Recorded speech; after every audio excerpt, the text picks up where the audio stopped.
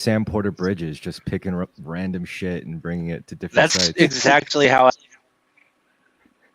Oh, no. Keep talking. I'm going to try to work on your audio echo cancellation. Okay. Keep talking. No, I was saying Play he's Sam that Porter game some Bridges. more. That was a good game. And Yeah, Norman Reedus and the I want Funky to see what Fetus. happens. Yeah. All right. Sneaky music. Yeah, I still hear it. No, it's Is it me? because like, no, it's the. I think it's the headphones. Maybe or no. Is it you? Oh, it is you. Of course. And I was blaming Colin. Colin was doing fine, and I was just like, it must be Andrew's fault. No, but that's okay, Andrew. Let me work on your audio for a second, just for the fun of it. I sent over the mind things to you. I was like, it's probably me, bro. I didn't say it, but I was thinking it. So Yeah. you kind of Yeah, took but it from there. you're actually. But what's crazy is, hold on, check this out. I'm just gonna mute Andrew for a second just to show how good your sound is. Yo, This is impressive. test, testicular, fuck yes, dealer. Character for Colin's quality. That's it's some so good. characteristic. Yeah, And crispy. it's really good. Yeah. All right. I'm Probably because I'm not impressed. driving Okay. right now for change. That's fair. So, all right, back to the loud Andrew. Xirtus. Do you guys want to see the background there? Is that not the most base thing you've ever seen? It's like real life APM Xirtus going on. That's some graffiti. Best tag. it's Super base. It's just what do you call it? This is all this ash built up in here. That's based. Oh, nice. Ridiculous. That's super cool. You look like All Bob right, the well- Builder, dude, but like cooler. I've been doing a lot of demo work, so it's like I'm anti-building. But you know, you rebuild after you demo, so it's like that's sort of the way of all things. Sometimes you just gotta raise whatever before you can rebuild better. As long as you have a good plan of how to rebuild it and make sure that it's going to be better. Oh yeah, well you know that's above my pay grade. So Right? First, you just destroy everything, and then we worry about rebuilding after, right? Like, look at Syria now. someone will get the contract. Halliburton, Well, for sure. I definitely want to hear and like talk about those things if you guys are into it. Like, I'm all about talking about that. But I want to also do something kind of dumb, which is complain about Facebook. Because Chris and I were trying to communicate earlier and send messages to everybody, and like I think there's just something in the air because of the wartime in general. But the internet's kind of bad, and I just want to be a first worlder and complain about my internet before we complain about the war in Syria and other people Geopolitics. dying.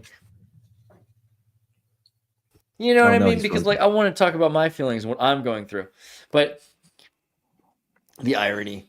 So you look at Instagram down, Facebook down. Have you seen both? The Meta's down. social media. The Well, they're having metaverse has crashed. they're having downs. Like it's downs. It's a syndrome of downs happening to Instagram and Facebook. If you Meta There will. must be an Down extra syndrome. line in the It's code. meta down syndrome. Definitely an Down extra with it. line in the It's meta code. down syndrome. That's pretty good. Dude, I was Down muted with when you it. made that joke. That was So, fucking but funny. if it's both, I like it. But we need to Am I assume smiling or is my that face this is. frozen? You're good.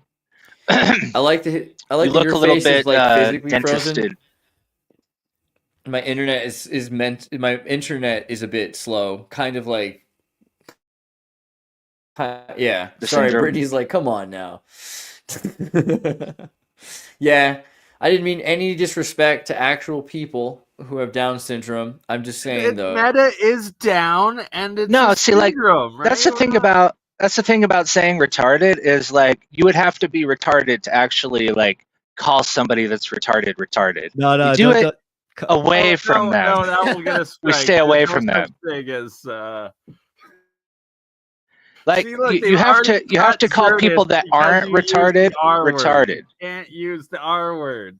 There aren't Germany, enough women apparently. or I'd say people of use color it in the chat. conservatively. Don't just like fire it off every second. God, just use the I internet mean, if you're the moderately. Black Eyed Peas, maybe you might be able to get away with it until you don't. So I think you guys remember when MySpace went down and it was like slowly throttled and eventually it forced you off. MySpace weaned itself. You were like, okay, I can't use it very much effectively anymore.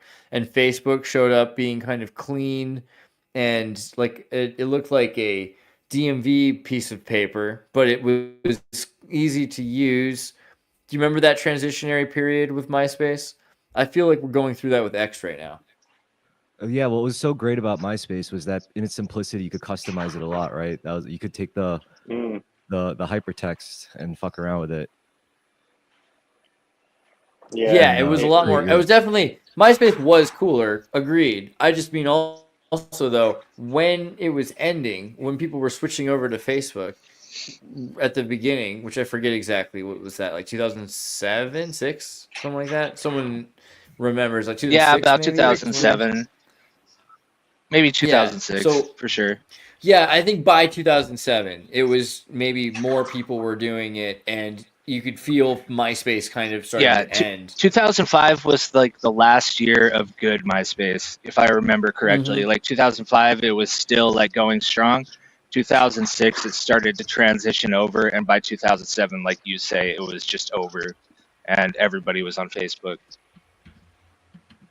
So Meta was Other than there was a lot of Yeah. Mexicans on MySpace for a while. Like it was like a really like big Mexican sort of loved community. Dragon Ball Z, like they were super into DBZ, all of them.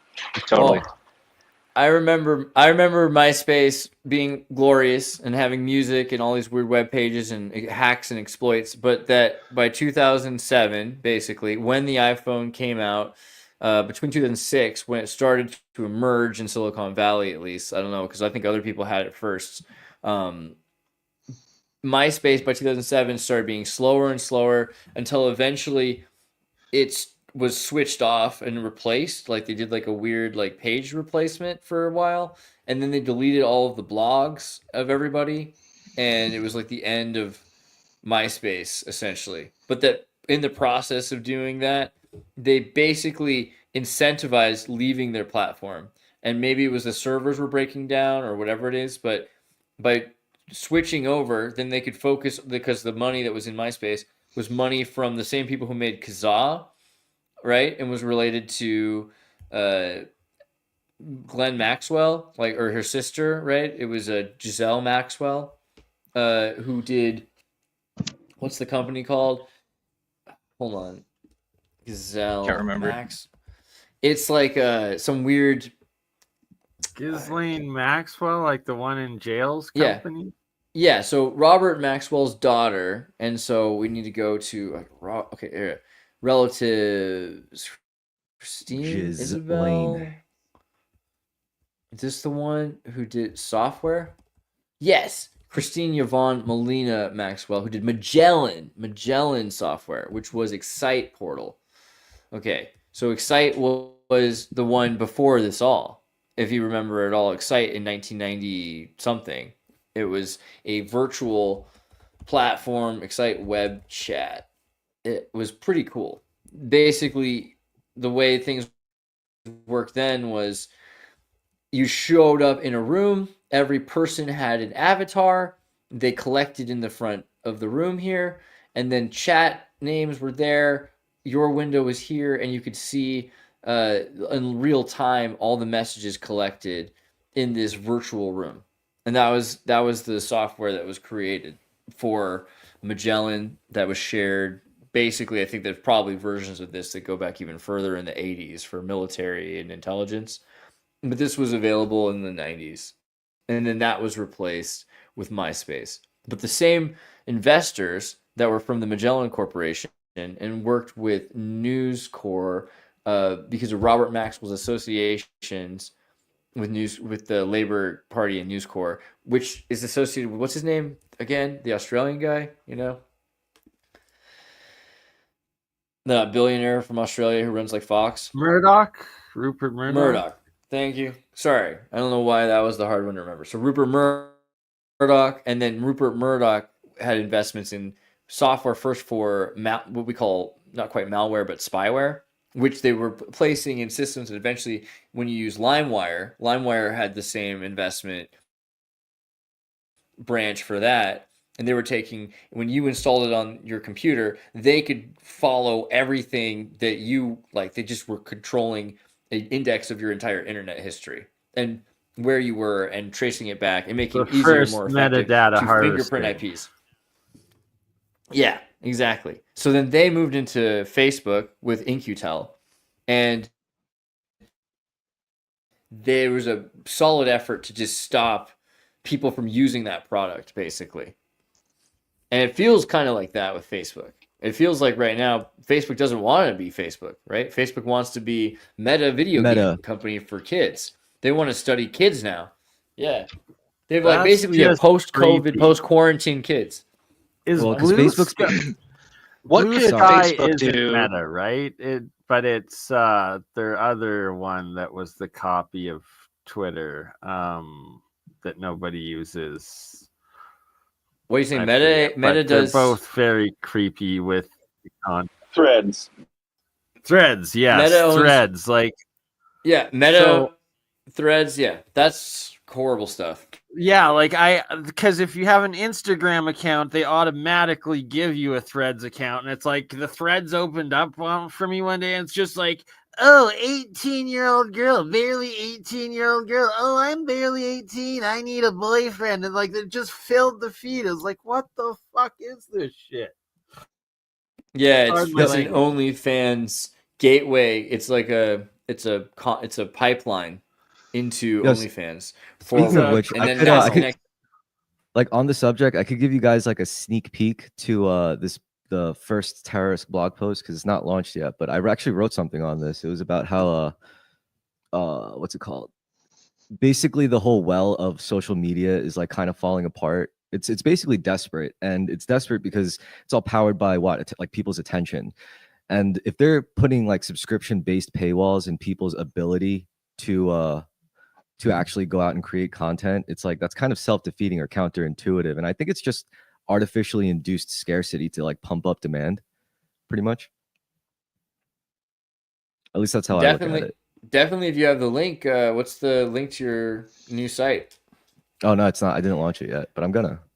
Okay, yeah, but do you have the paper? Did you want to share the thing you're saying that you wrote, or you don't have actually? You know what? Forget it. You don't really have to read that. But that's basically all I was saying was like it's changed because now there's so many different players like Instagram, TikTok, you know, like Twitter, and it's not as centralized anymore. So people's attention is like so diverted between all these different platforms. And also on top of that, people aren't really like producing anything sincerely, like just to produce it. It's always some angle to like market something or to like put some affiliate thing out. It's almost like, I guess, like sincere content is kind of just becoming more scarce. And on top of that, they make the tools to make sincere content even more scarce. So now it's like supposed to put people in the situation where it's like, oh man, you know, like I gotta get my voice heard because it's been so long, and I got to pay for these services now because how else am I going to do it? We're like beholden to these companies now. Yeah, so that's the thing that's kind of weird. But this was I think when people talked about human trafficking in Twitter years ago and secret code words in public plain sight to trade drugs or kids or whatever, because a lot of people were using social media to post pictures of products. Not encourage trading children though. I discourage it. My girlfriend's friend's ex-husband's brother, I think is how it goes, but he's in jail for trying to sell one of his kids online, and it's just a no-no. Seriously? You don't, yeah, seriously. Like, hey, I have a child.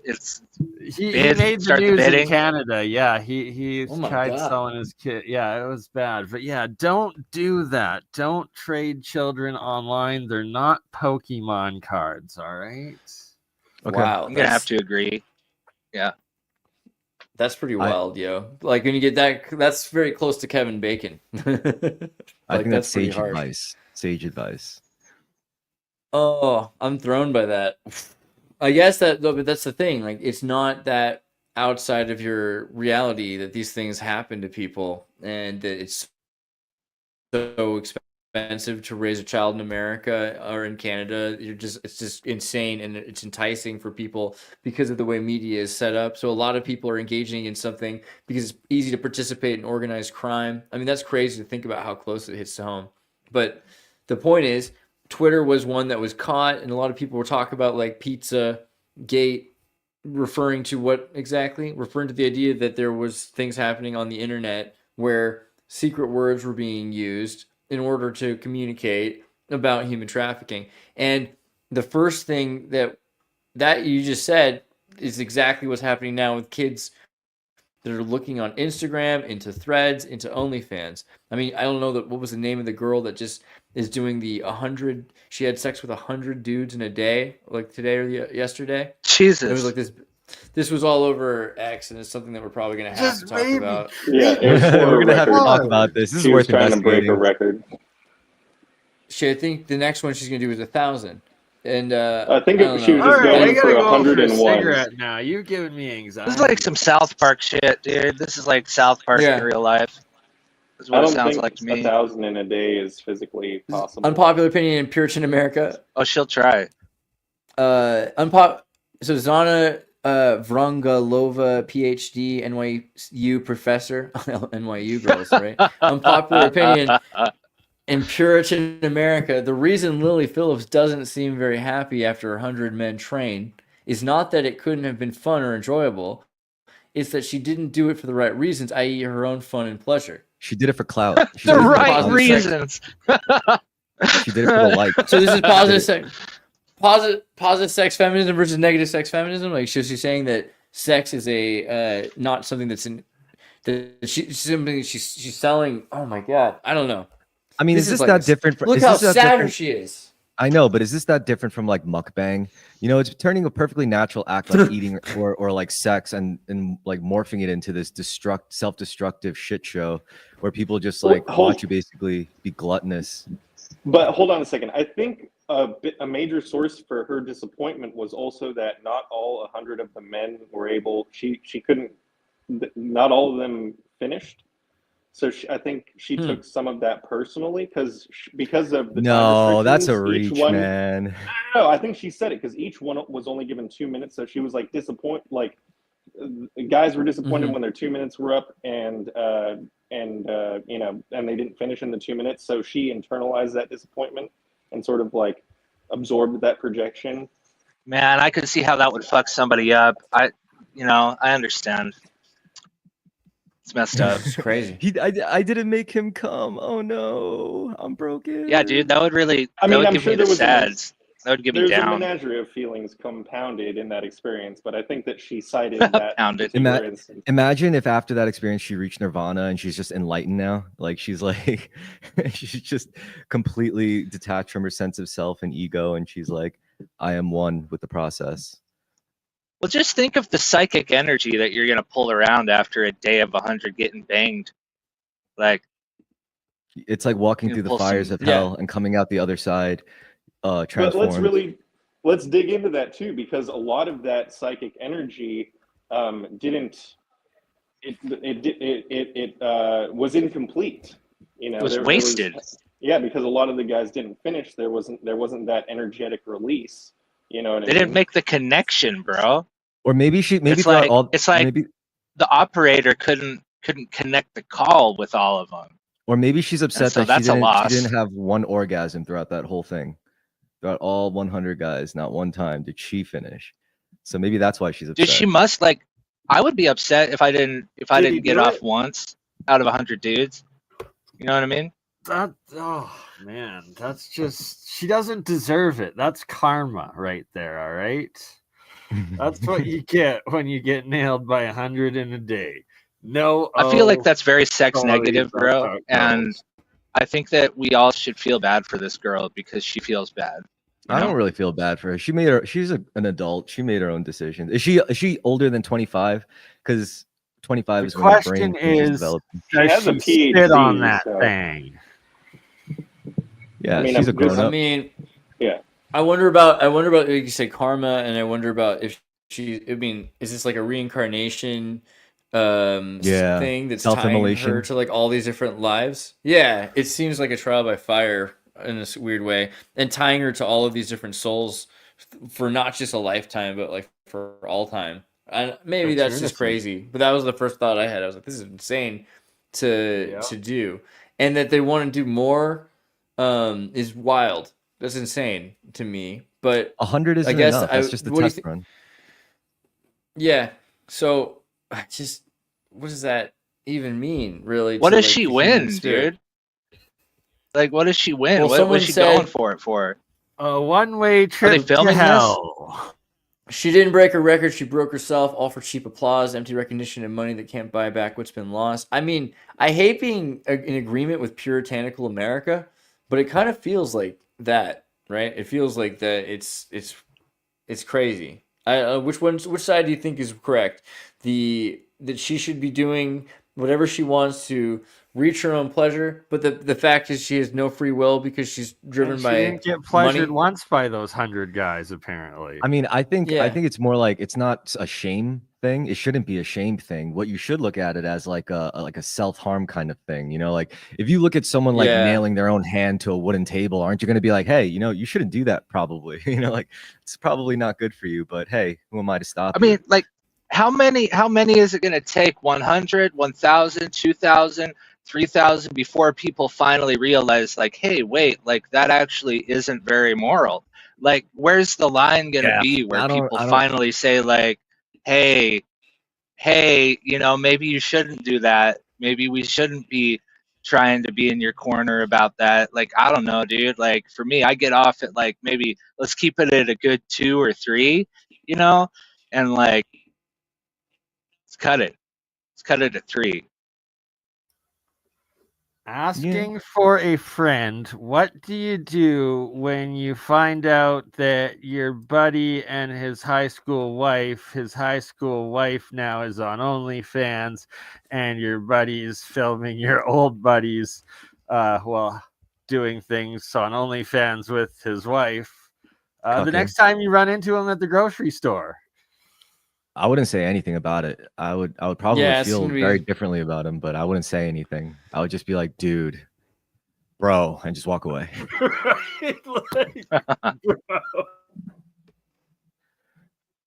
I'll just look at him, shake my head, and be like, Pretty much. dude. Shout out Kyle. Yeah. Yeah. Well, you know, Twitter again, founder like, and former CEO Jack. No, sorry. I'll continue on with that new story. I want to see this. No, you get. If you got, we'll get there. If you wanted to say something, that's fine. I just wanted to say that I just wanted to say I wouldn't tie morality to the whole thing, you know, because it's kind of like unnecessary at that point. It's really like who's really getting hurt, and it's no one else but her. So supposedly, and if that's the case, then it's not really. I mean, the worst sin of all is like I guess sinning against yourself and whatnot. Legit, Andrew. This is what it I know looks you said like your from phone's about to Queens. die. I just want to like make sure that we're with you in this trying time as your internet is starting. Andrew's to phone's dying, wane, yet still that we're has there with better you. internet than Xirtus from Germany. It's crazy. Twitter Ooh. I can't founder believe and these former people are still CEO Jack loading. Dorsey. Yeah, that's exactly how I would dress as a fucking billionaire, just like That's that. kind of my point. Actually, I wanted to say that this is him before had money, and this is him after had money. Well, shit, What is you that? gotta Yeah, look bro. homeless if you have $1 billion, or the It's the homeless smartest- are gonna come for you, right? Like you dress up in a nice suit and shit, like you're gonna get taken out. You look You're like, homeless. You let's see blend some- in. Let's see some punk Italian kid spot me out. Yeah, try to put rounds in me. You can't even see me. I'm invisible. Well, what does that tell you about money, though? Too, like, I mean, and not having it and having it, and how that affects how you act and having power over your life. I guess. I mean, yeah, it's to be expected if money supposedly equals freedom, which I kind of disagree with. I think money just equals time. Like if you get more money, you essentially buy yourself more time to do whatever the hell you want, like walk around looking like a bum. It's perfectly fine. I support it. Pretty based.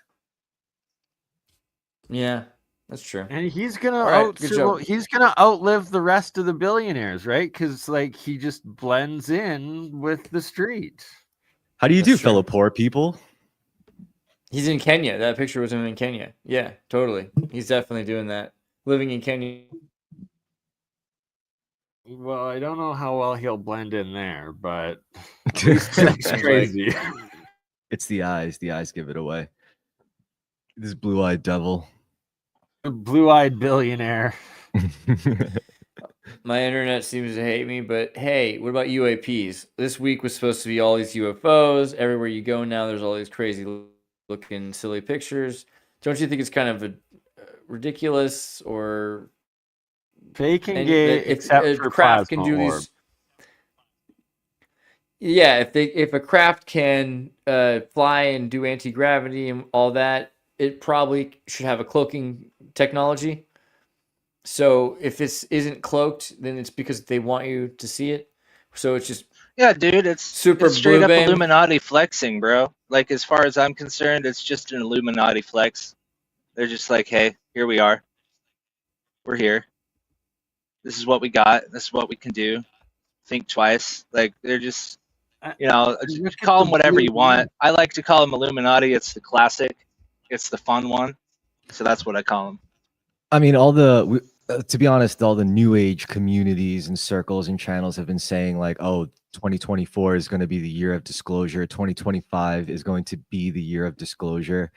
But I don't know. Is it like realistically, like I haven't really seen full disclosure. Disclosure happened already back when the Pentagon showed the Tic Tacs. They're like, boom, look, it's here. We can't do that, whatever it is. For me, it was like David Grush that activated some kind of psychosis for me. I was like comfortable in my little reality. And then it's like this guy comes before Congress and I was like, what did he say?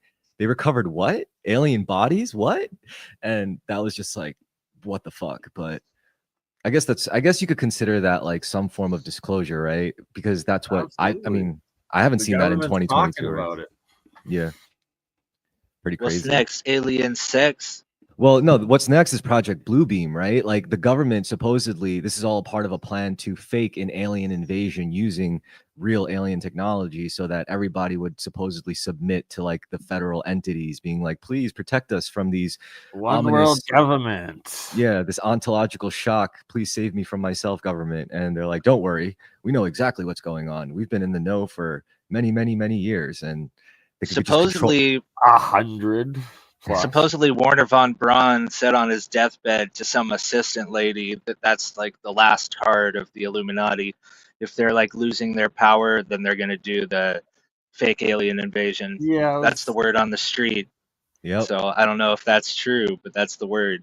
There was a testimony given by, I forget her name, but it was like the Secret Space Conference or whatever, and she told that she was von Braun's former assistant.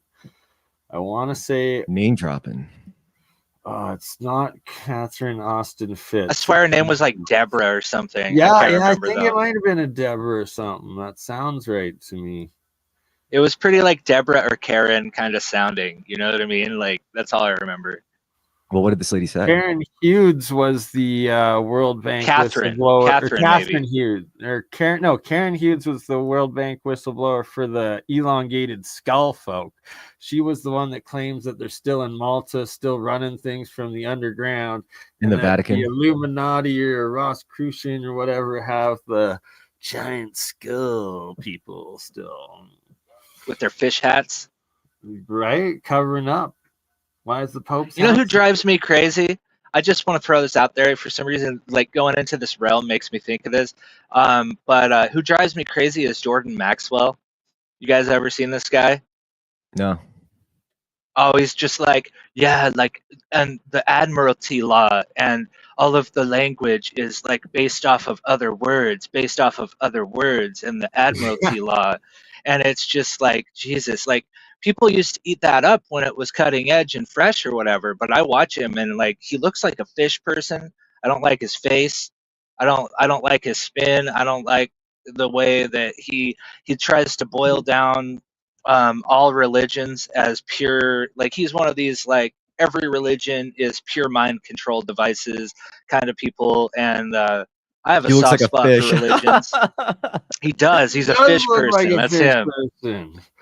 Just But he like, talks about fish people. He talks about fish people and the fish hats of the popes and stuff And like it makes that. you think And the about whole the time fish. he's saying it, I'm like, dude, you You're look a like a fish. Like, I want to see him be like, you know. Yo, I can see all right. it. Speaking of like charlatans in this arena, how do you guys feel about Bashar? Do you think he's legit? he's channeled through a few different entities, and it's like or people Just or picture. whatnot. Or a few different people have channeled the entity of Bashar. Like now, he speaks also through the Farsight Institute as well. So it's like, are they all just fraudsters, or is he an actual entity? I don't know. Some of the stuff. What is this one? Let's show the rest of the class. I want to know what this is. Bashar? You don't know Bashar? Yeah, I don't know if it's something. I don't remember if I've seen it. So, All right. Well, So you Bashar. can't see Bashar. He's an alien entity that supposedly. oh, you channel him. Yeah. So he's And the like main- Ashtar Command. And the main guy is this bald dude, and he apparently used to work in like special effects or in show business or something like that. So that already makes it look extra sus. You're like, oh, okay, so this guy is like the grifters of the grifters, you know? Right. So exactly. You just Let's see this guy. What's he I look guess like? you have Maybe to I've seen him before. channel Bashar yourself to really find out. Try to channel it and see if it exists or not. Dude, I'll do a channel tonight of Bouchard, all right? Oh my God, Colin's On channel. camera, please, Steve. Yeah, And I'll do it with my new headset so you can hear it better. I'll do We Bashar, probably- and I'll even have a guest appearance from the Ashtar Command too. Maybe we'll see. Boom. 2 and 1. Oh, Yeah. that sounds dangerous. No, but we should be careful. Maybe they doing start this stuff. arguing. Right? Like, is that how you go full schizophrenic, by just channeling 2 entities at once? Dude, I've done this channeling thing. We put it up on APM, but APM's gone now. Rest in peace. I still have that video. Chris made me into a video of channeling, dude. I don't know, like if just because we're talking about it and we're like, will you maybe play it for the people? Oh, it's actually pretty long. It's like 5 minutes long, but I'll tell you what. Oh yeah. Yeah, it's on the Terrorist TV 24/7 live stream loop, which is actually going on right now, funnily enough. And I'll give you the raw file so you could have it and then just listen to it whatever you want. Or maybe I'll post it as like a standalone video. Yo, you should play like a minute of it so people can see it, dude, because it's hysterical. So like I went and I was feeling the vibes of the universe, like super hardcore. And Chris, he challenged me. He said you should channel, and I was like, all right, man, but it's gonna be bullshit. And he was like, just take it seriously anyways. Just do your best. You don't have to throw it up, but I think it would be hilarious because it cracks me up. And it almost sounds like a real channeling. That's what makes it great, you know? Like, and so who's to say whether it was a real channeling or not? Well, that's the thing, right? I don't think if you're trying to channel stuff like that, like If the it's more your intent, right? the more serious you take it, I think it's like the less like maybe because it just worked out well because you didn't take it seriously and you let your like subconscious take over. It's like, haha, I'm just joking about it, and then you actually spit out some real shit, and you're like, whoa, that's pretty crazy. Yeah, it's funny, but it's really it's its own archetype you could kind of mimic. You're like, you put on a funny voice like, hello, I am Bashar. I am coming from the Ashtar Command. And they talk like in this weird way. And the one thing I can't get down with is the light language. Like they just start making these random noises, and it's like this is my 5D light language, and like only your soul.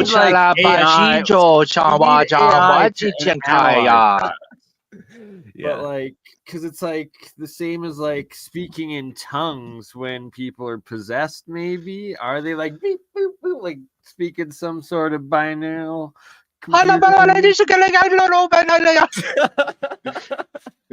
See, you're natural. You're a natural channeler, man.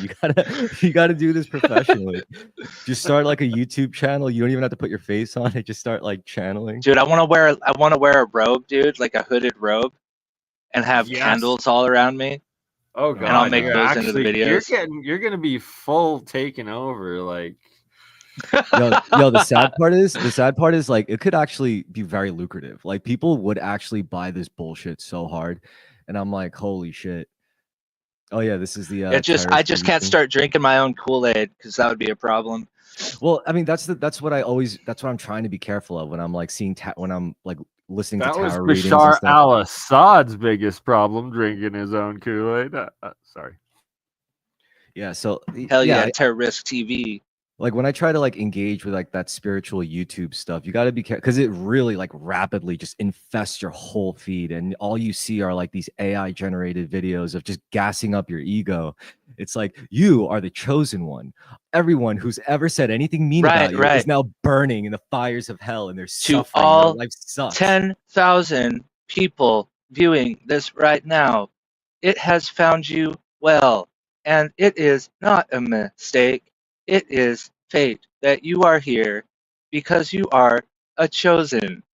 Like, It's like you are one of the 144,000 chosen ones, and everyone else is they're just like not That's real. sounding like another genocidal regime. no one has awakened as highly as you have. You are the vanguard of the spiritual world. It's fucked up, man. It's fucked up because it's like it's also exploitative, like of the most vulnerable people, but in the deepest levels too. So it's not just like saying like, "Oh, you have more money than everybody," or "You're stronger than." It's like literally saying it's like, "No, your soul is just more advanced and developed than everyone else." That's like fucked up, man. You can't you can't just tell that to like millions of people at once. But I don't know. I think it's irresponsible. That's just me. That's just my opinion. It makes me so tempted to do a channeling where I do one of those and just go fully into it. And it's like, other people will not understand this, but you do. Yeah, it's really easy to get like lost in the sauce, and you know I engage it as as just a means of trying to like be aligned in myself. So it's like if this channel is like trying to like get me to focus and think about people that fucked me over or betrayed me, or like getting vengeance on these people, I'm like, yeah, this ain't it. This doesn't feel good. This doesn't feel like this is something I should like be sinking into. But you know, like stuff I do like is like, yeah, you know, alignment of mind, body, and soul, or like realizing that you're the creator of your reality and stuff like that. I like Yeah, that. man. I mean, if you look into that stuff, you have to be really discerning. I've had my moments where like I'll check into these like kind of more spiritual messages or channeling or whatever you want to call it, what have you or whatever. But a lot of it's just totally like narcissistic, like fuel, you know, like just I'm the most uniquest snowflake in my town kind of stuff, and that's not good. You know what I mean? Like that's not aiding. I don't Or think Well, people Every to like. snowflake is I'm the chosen equally one. different No, and unique. one of the best ones And is when you no. are spiritually ascending, you're gonna start losing all your friends because you're just better than them. And I'm like, dude, Yeah, it's a like, good what the thing. fuck? It's a good thing you're it's a good thing you're losing all your friends. Totally natural. This is a part of the ascension process. Don't try and get your friends back. In fact, you're better than them. Like it's not always true.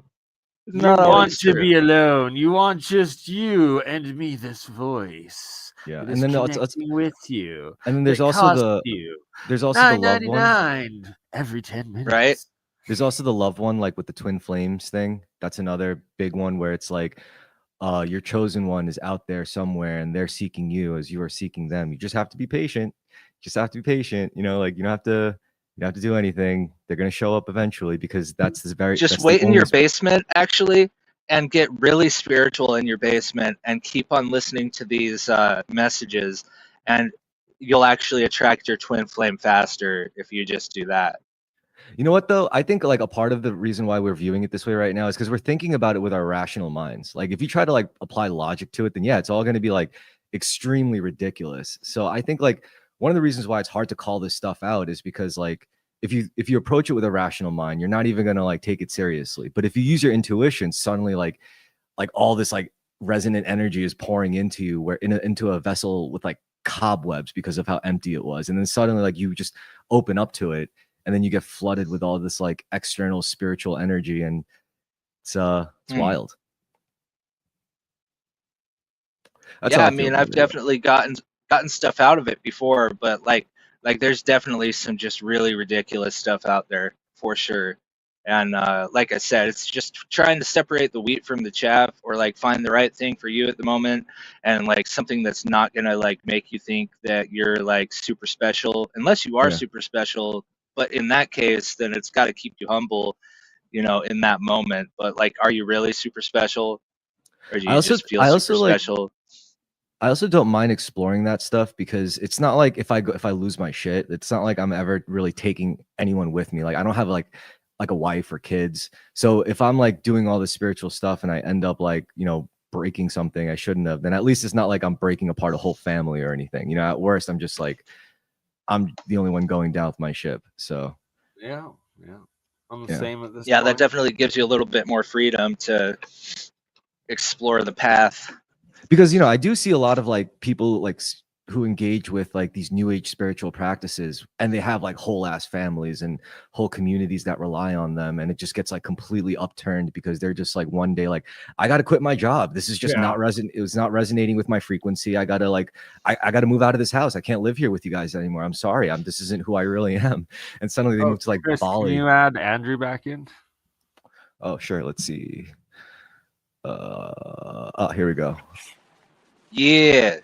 Wait, Hey, Andreas? money. Oh, there he is. What's up, y'all? Yeah, what's up? Well, I did have. There was a million little. I was listening the whole time. There was a couple things that I wanted to contribute, but just to stay on topic, I recently was vending at an art show, and there was someone who was reading tarot there, and like during the whole time, I was just like, I'm not going to do it. I'm not going to do it. And like, there's 5 decks of cards on the table, and one of them was just screaming at me. It was Rider-Waite holographic. And it could have been because it was like the tallest deck or the most recognizable to me. But as we were packing up, I'd made enough money during the show to justify a 5-minute reading, and I just asked for a general reading, and it just gave me a play-by-play of the last 8 years of my life. There was, 90%, no exaggeration, trump cards on the table, and then like a 3 of swords, a Page of Wands, and a 2 of Wands. It was like devil, the world, the emperor, the empress, the hermit, the hangman, like all sorts of stuff. And the whole time I was like, yeah, I'm not sure if the universe likes to give me really obvious, loud messages through these cards, like for some reason. And whether you believe in it or not, I think everything, even money, is charged with some kind of energy, and the universe sends us signs through all sorts of little things. They be syncs, or looking at the time, and it's like, oh my goodness, it's 12:34 or some shit like that, or angel numbers or whatever. And it was just really, it sort of affirmed the path that I was on, and it was really reassuring, and it wasn't very jarring, which was comforting. But also, I was just kind of taken aback by how someone who I had never met could, shuffle a deck and lay some shit on the table, and kind of like tell me things in a specific way that, or maybe I'm just a goof, who knows? Maybe I'm just a gullible little silly person. I fell for the Wayfair thing. But whether or not one is like a silly, gullible goof, or like an incredibly rational sort of Mystic or a schizo. yeah. Hey, I'm not convinced that the Wayfair thing wasn't real, bro. I'm just gonna say. I mean, yeah, no shame. I mean, me either. I always say I accept that everything is plausible, but whether or not it's actually true is up for debate. But I accept that, that, like, everything is equally, not equally, but if something is, Yeah, I could never possible, rule that out completely. It's like it's got what, like little chests called Dikembe for like $30,000 and shit. Like, that's a little weird, man. Like, where are they getting these names like Dikembe, and like, you know what I'm saying? Like, they're not. Yeah, no, I you know, when the maths, it's hard not to, especially when you want to believe, or rather, when you recognize patterns in the power structure that sort of imply that there's already exploitation of kids, and they'll use any sort of resource to. Wayfair sort of, has just what you need.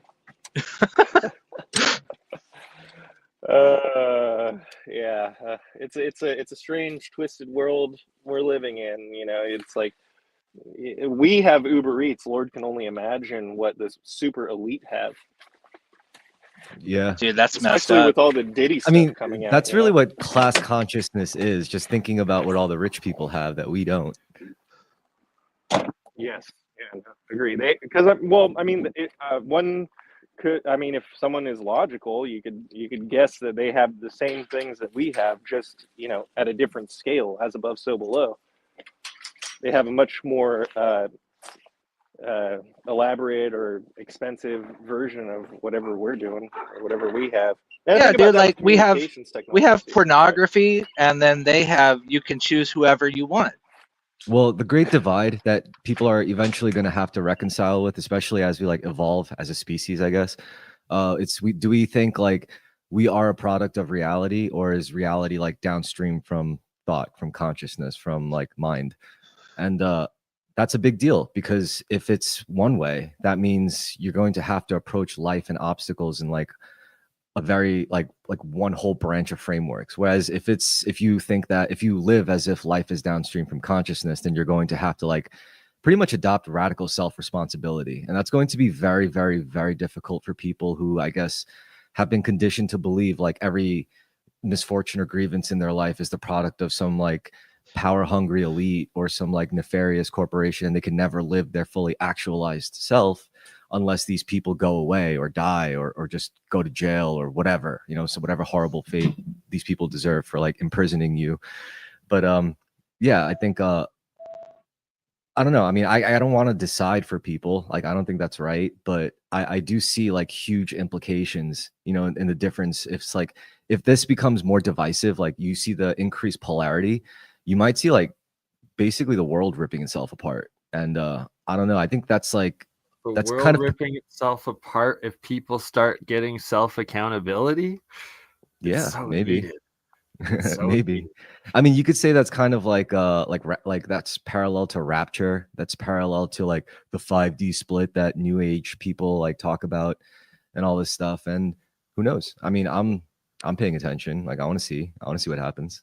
Getting into Yeah, I gotta bounce for a minute. I'll try and come back though. All right. No problemo. With Bashar. Later, guys. Much love. So it could be a reset situation for sure. Vega Baba Yaga or Vega Yaga prophecy of that Damascus would fall in the year of the dragon, and 2024 was the year of the dragon, and that when Damascus falls, it would start this new war. And it seems like it's kind of happening with like Israel now being pitted against Turkey, being pitted against the USA with the Kurds. It's very interesting what is happening. Yeah. Syria, all that jazz. Very tragic, though. All I could do is just be grateful to be alive. Like, I don't know what else to do. I'm just like thankful. Thank you, Lord. Thank you. And Trump, you better keep isolationist America so we have Fortress North America. So as a Canadian, I also stay alive. Yes. Yeah. Who knows? Would I survive World War III? Probably not. I think I would be like touch one. back. Can we loop back to the UAP thing? Because now that we're talking about World War III, or the prospect of mutually assured destruction, or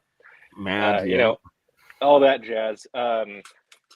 What's one pattern that we've recognized with the UAP thing? They monitor and they shut down these nuclear facilities, just to sort of show that they can. Now, if it was like some sort of advanced foreign technology,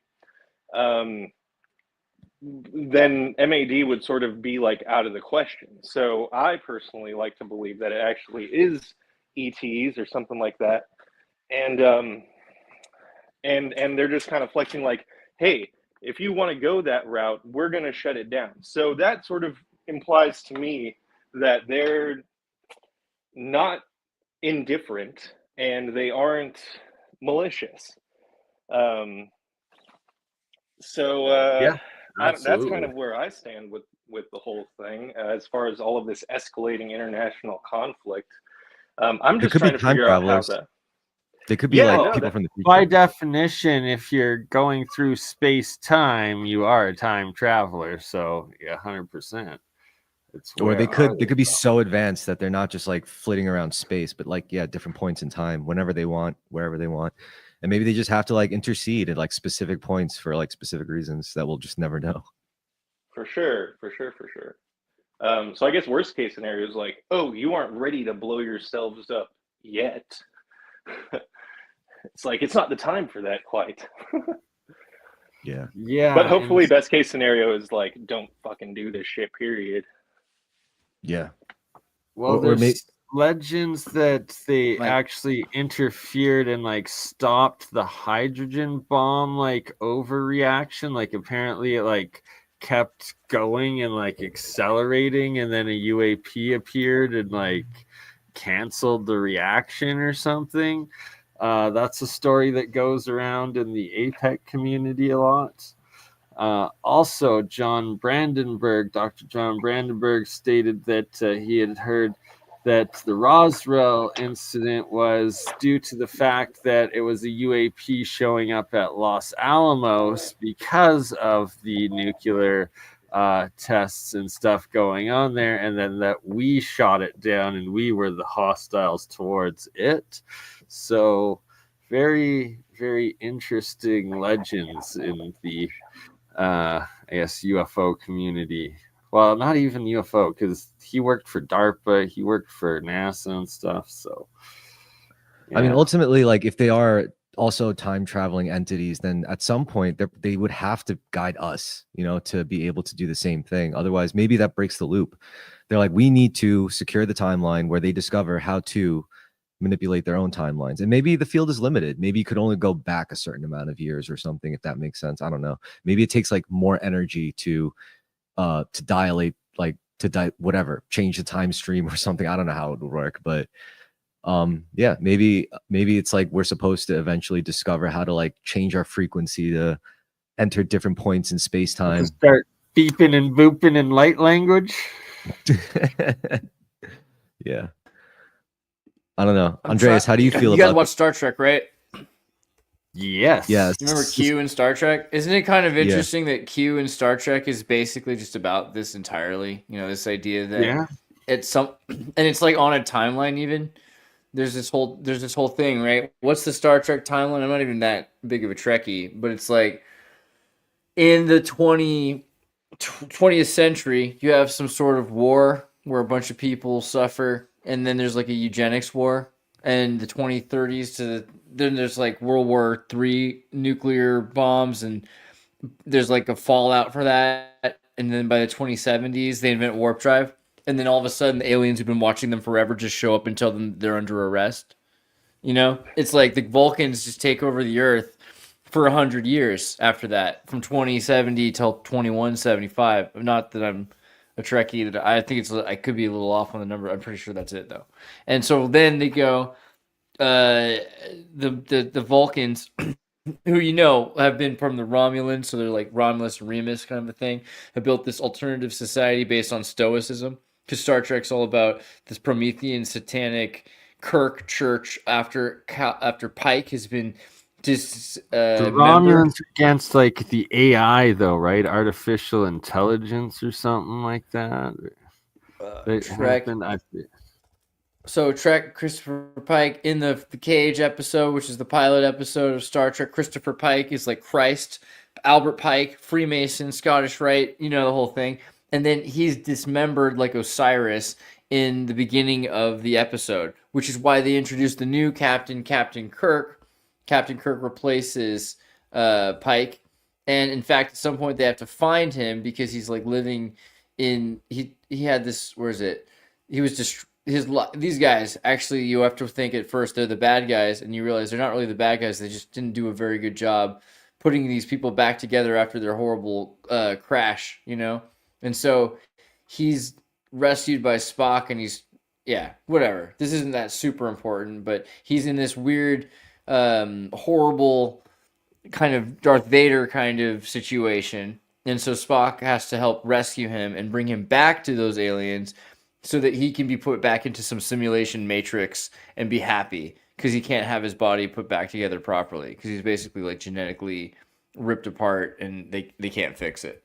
But that's why Captain Kirk is now in charge of the Enterprise, and he's got this satanic Anton LaVey character, which is what it says in the first pilot script, if you read it, that Kirk's first mate is this, it's Spock, and he's got this devilish look with, and like literally in parentheses talks about Anton LaVey.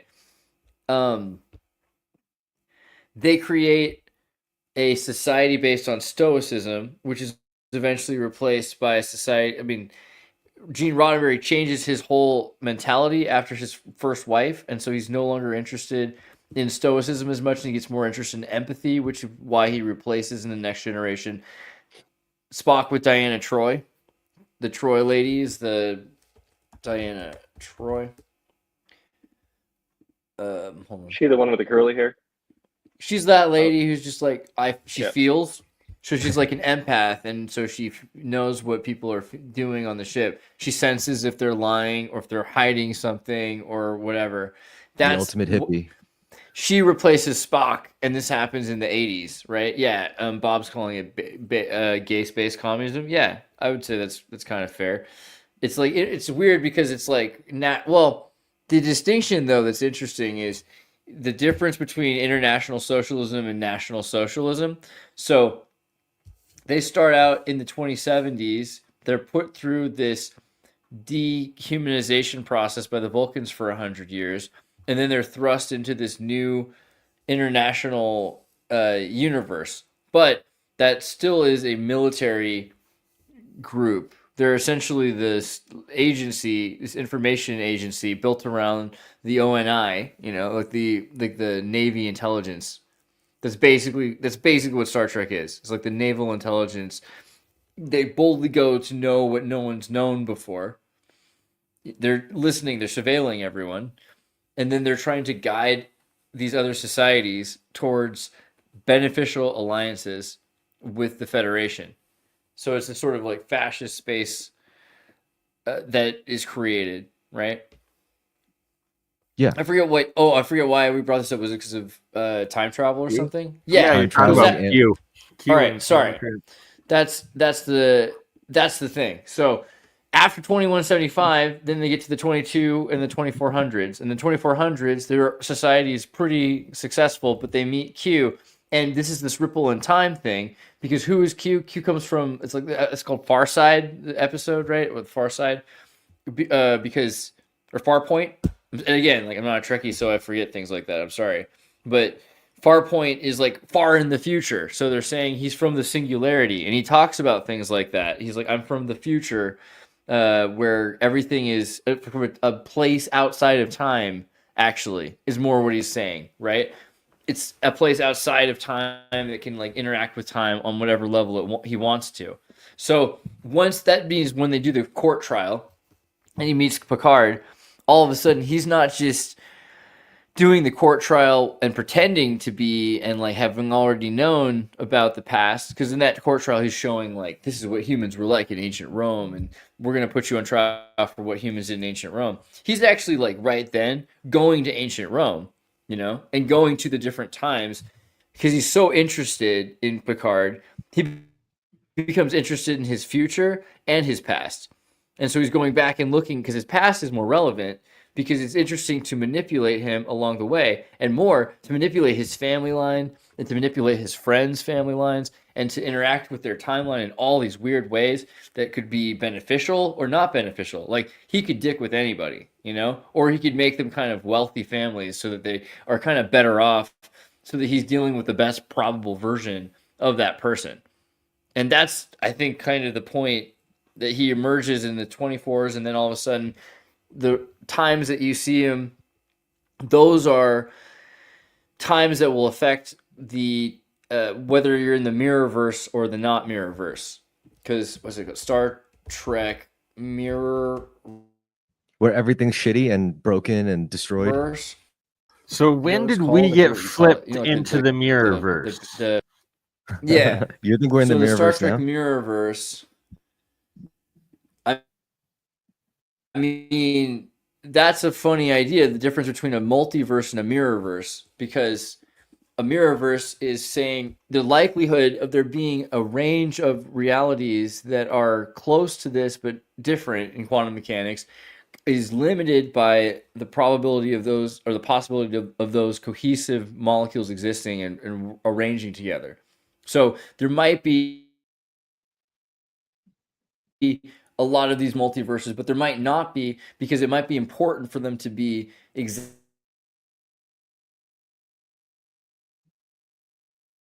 Oh no. Is he gonna come back? The multiverse did not allow it. No, there was a mirrorverse. Well, this is the mirrorverse, Ron.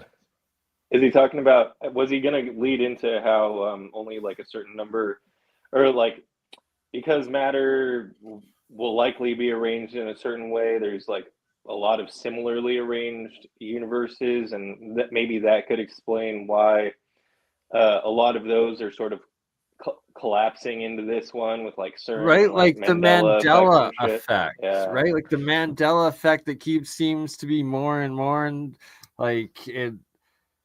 Well, And this is just how. such a clown world. How did we get to this clown world? It had to have flipped to the mirrorverse where everything is shitty. Nothing else makes sense. well, it's not necessarily shitty. It's just opposite. That's the point. It's the universe is opposite. So, for instance, the Romulans instead of the Vulcans, essentially. In that world, just the exact same thing happened, just opposite. And Kirk is still Kirk, but instead of dressing like a Vulcan, he dresses more like, I mean, you could say a Klingon, like the 60s Klingon, which is because at the time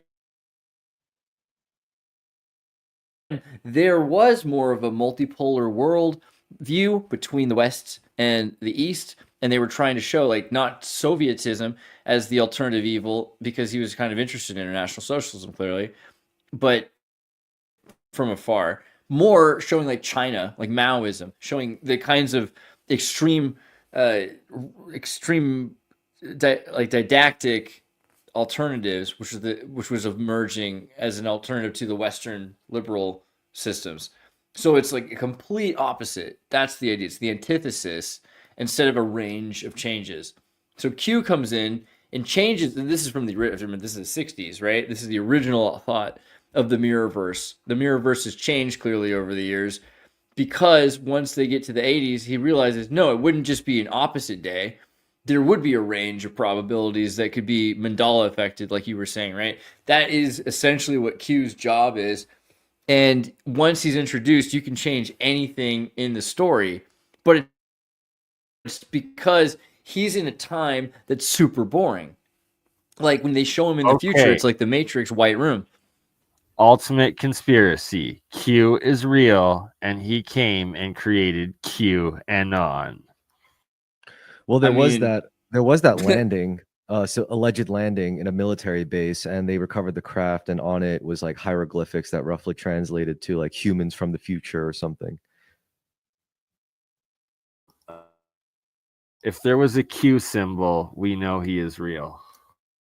Yeah. I mean, the question is though, like what exactly branches off like the universes or realities into like different universes? And it's, I mean, can you really say it's like an action? I think it's something like consciousness based, right? Because before you do anything or you even think a thought or it's like an intention, like what comes before a thought, which eventually leads to an action, which could lead to ripples of change that eventually manifest into like whole separate realities. Is it really like intention? Like, take your own life, for example. If it could go into like all these different parallel versions of your reality, like what is the defining switch that like allows your consciousness to experience this instead of the other ones? Is it like some kind of like autonomous intention based system? Like, I don't know. What do you think? Sorry, I was reading the comments. Oh. Personally, I think that I think action does sort of collapse a lot of the probabilities, and there are sort of like those splinters sort of exist theoretically. It's the double slit thing for me. Yeah, because like the double, like just your observation changes like the behavior of particles or something, and that's pretty interesting. Which tells you that like on the most fundamental, on the most fundamental elements of reality, like just observing it like changes things. Like paying attention to things will change it. That's I pretty think cool. that you could distinguish sort of like a mental observation and a physical observation. So I mean, it works on so many different levels.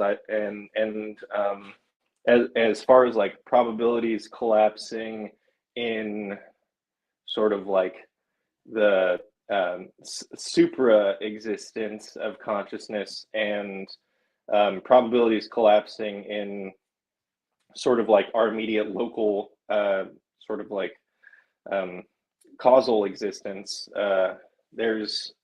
I think there's a difference, because you know how you always talk about like writing letters to your I was just future thinking self. about that. Yeah, like journaling and stuff.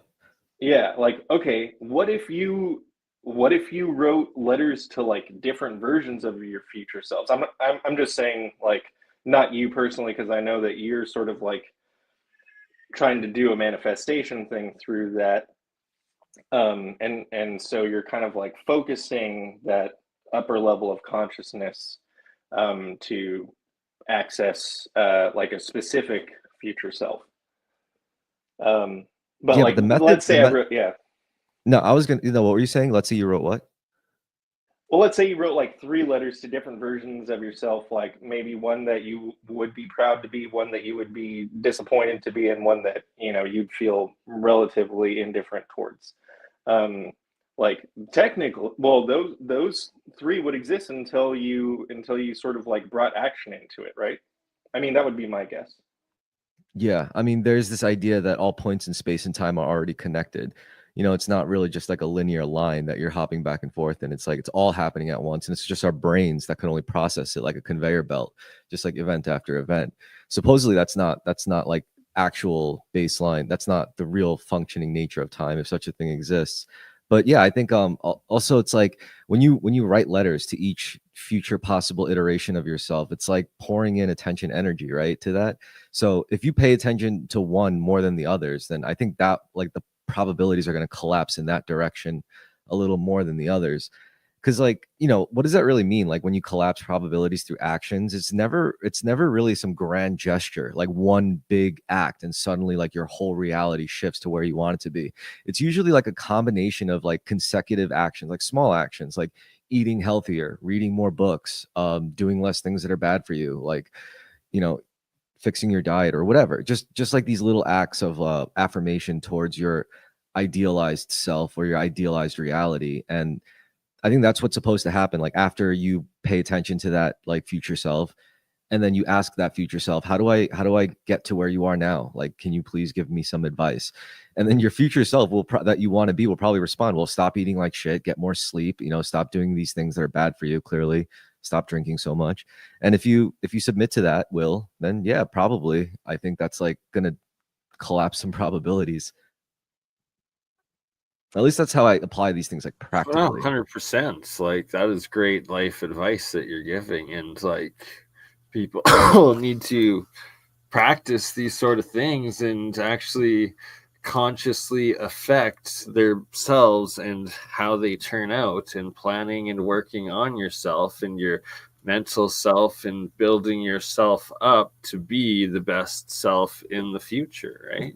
Yeah, but that's tricky to do because it's when you like sit there and like actually tell a person like, here's a piece of paper and I want you to write down and describe the exact person you want to be by the time you're 50 years old. That's like terrifying. If you've never done anything like that before and one day you're just like met with this task, like you're going to sit there and you're going to have, it's like rapid soul searching, which is like very scary for some people. Cause the second you do that, you're going to be hit with all these like emotional or mental roadblocks, like personal traumas from your past that like say like, oh no, you couldn't do that. You're no good. And then suddenly you just kill it. like suddenly you just kill that connection. It's like, nah, I can't do this. I don't have time for this. I'm too busy. It is scary. Personally, I could speak from like personal experience. When I try to do that, it's, you know, you got to like dig through all your own shit, and you know, sometimes you just don't have time for all that. Like I gotta get up for work or something. Like I gotta go to sleep. I gotta take my kids to school. Like it's, you got to commit time, energy to it. And yeah, I don't think it's something we could take lightly. Sorry, I'm in the shower sorry, I apologize for the background noise, but I wanted to touch on, you know, I brought up writing a letter to self that you would be disappointed in. You could maybe say, how could I avoid being this person? For example, in my teens and 20s, I experienced a lot of prophetic dreams. And some of them I was able to heed as warnings and sort of divert action to avoid the negative outcome that I experienced in the dream. So that was pretty wild to experience. And I haven't had any since like the last big pivotal one where it was like a life or death thing. And I, in a very real way, to me at least, avoided dying. Or making a series of actions that ended up with me dying or whatever. So in the moment, I was able to recognize, oh my goodness, I experienced this in a dream. I remember how the dream ended, and I was able to sort of like choose an alternate path. And I haven't had any dreams like that since. Yo, that when I hear that, that really makes me think about one of my good friends. He's in AA, and it really is like a life or death situation for them, and they have like they really have no other option left except to like do that really messy inner work. And because at that point it's like it's so needed, it's so necessary at that point where it's like people just walk away. It's like, I'm never coming here again, I'm done with the meetings. And then they're just like, okay. And then they come back and they're like, yeah, I drank again and it didn't work out. It's like, yeah, because you're an alcoholic, you know. It's like this is it. It's like it's either we get our shit together here or we die. And yeah, that's like, to me, that's, and I think like AA really does draw from like 12 steps. Yo, it's Kurt. Hi, can you hear me? Yes, sir. Welcome. All right. Nice to see you. I'm just on the road, so I don't know how much I'll contribute. But yeah, nice to see you all. Didn't mean to interrupt at all. Hope you're doing well. No, it's good to hear from you, man. Good to hear from you too. Of all that's great in the world, in this CEO killing world out there, it's crazy, right? Yeah, Luigi. Luigi. Luigi. Did you see how illiterate the media is? Like they were talking about, oh, his friends used to play this game, this video game where one of them was secretly an assassin. It's called Among Us. I just question though, like who ditches a backpack with Monopoly money and then keeps the murder weapon on them for a week straight? Like a Chad, right? Like I don't know. I mean, he did kill someone. He's like kind of that's an unhinged thing to do, because we want to say like, oh, we don't know that for sure though, right? Like it's just, did he say he did yet? Is he like confessed to it? I don't know. Or did he? Or was it more like he said evidence was planted on him? I heard he said he had evidence planted on him.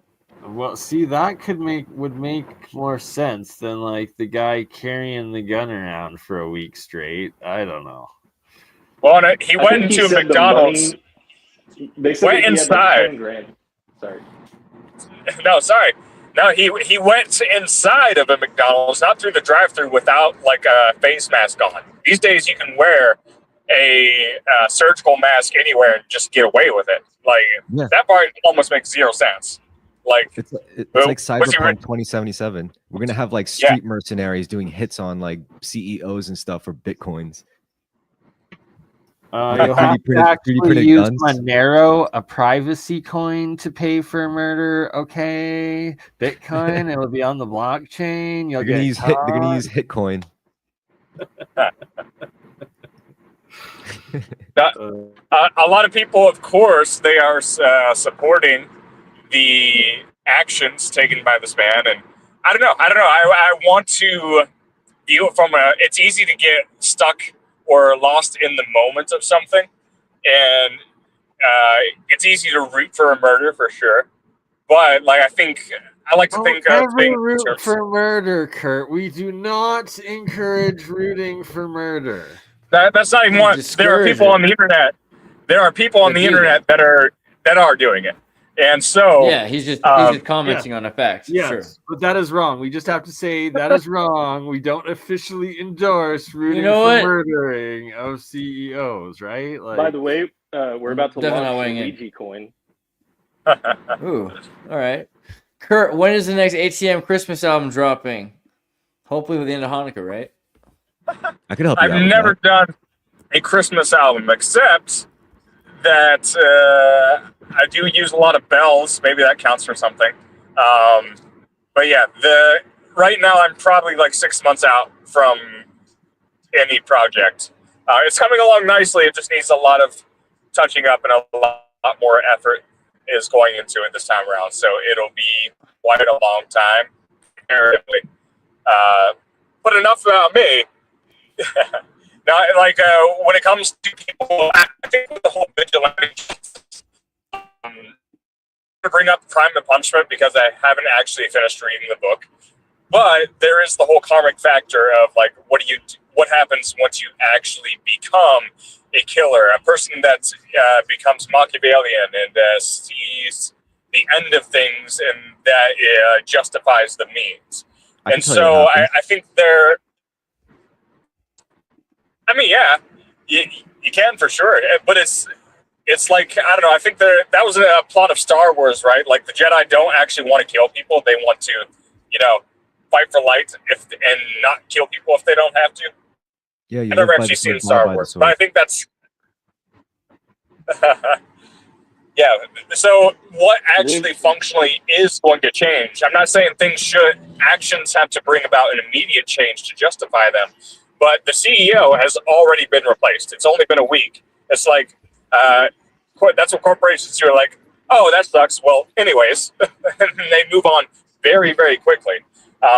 What exactly? All right. It's not good if you don't have a CEO for end of the year. Exactly. I mean, live by the sword, die by the sword.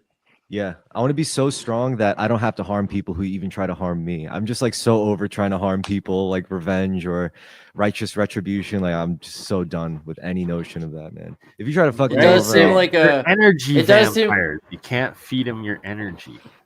I guess it does seem kind of I believe in crazy.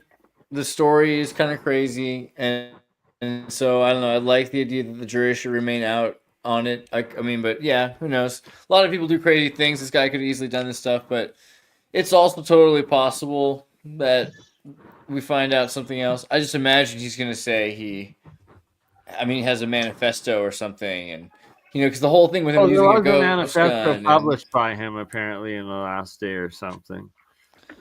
There you go. And then you'll have the ghost gun, so that like 3D printing is bad and wrong and immoral, and you shouldn't have access to technology because you could use it to be bad. That's the thing. If a gun can be taken from you, a book can. Right, but what sort of guy has a ghost gun of all murder weapons and keeps it on him for so? It doesn't make sense. What's the point? Yeah, kind of crazy.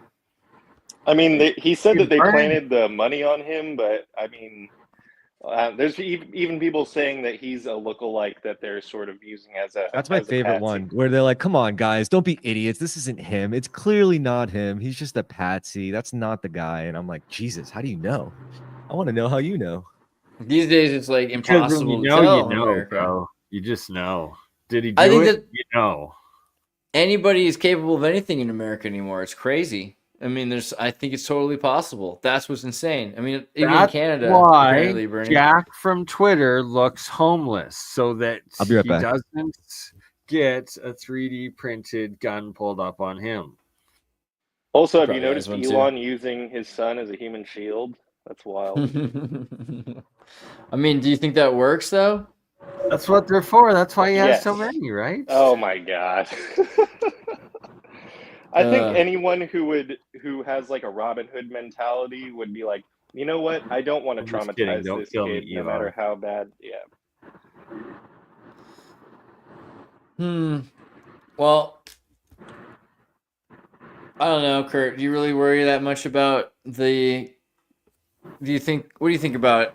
I mean, because you're right. The CEO was replaced so quickly, and it seemed like that he was about to go testify. That's the other thing. If this guy with his manifesto really wanted to do some damage, shouldn't he have waited until after this guy testified? Did he really? I mean, the idea that's why everyone assumed it was an assassin before this guy's face was published in the newspapers. Do you feel like it's still just another psyop? Patsy and he was just assassinated? Okay, this is one of those cases where it's a little bit different, in my opinion, than some other big, huge events that took place this year, and where I don't have. Sometimes evidence comes to the surface where the internet just knows right away, something really fishy was going on. In this case, it's like I don't think I have enough information to comment.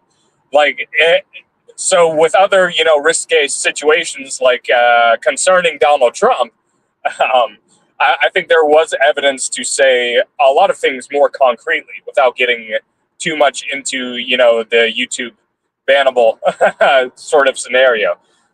In this case, I really have no idea what to say.